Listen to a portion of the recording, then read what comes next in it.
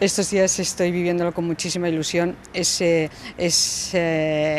el aprobar por todos los grupos por unanimidad esta propuesta que ya llevamos hace 2 años desde el Partido Popular, ya que no conseguimos que la desmantelaran, que era lo que nosotros pretendíamos, pero en su momento no se consiguió, con el Partido Socialista no aprobó esta iniciativa nuestra. Entonces, por lo menos ya que no hemos conseguido eso, pues no es lo mismo tenerla en los espacios donde está que tenerla donde están los depósitos y liberar todos estos espacios que están metidos en el núcleo urbano. Ja vam dir doncs, que Entesa per Cubelles sempre s'havia manifestat en contra de la central tèrmica. És més, el ressorgir de l'Entesa i el naixement de l'Entesa per Cubelles va ser justament aquest punt, anar en contra d'aquesta central tèrmica.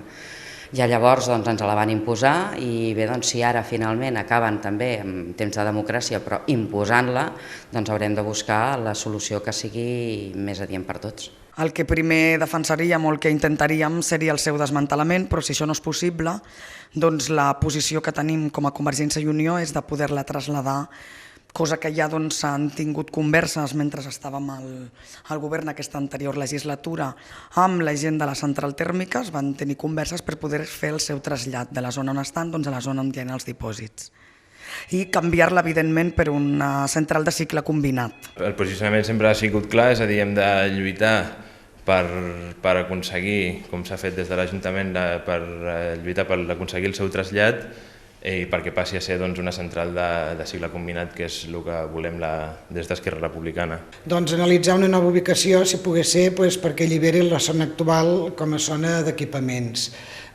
propis i disminuir el fort impacte visual que comporta. El que hem de mirar és buscar quines són les coses tècniques que ens poden fer que aquesta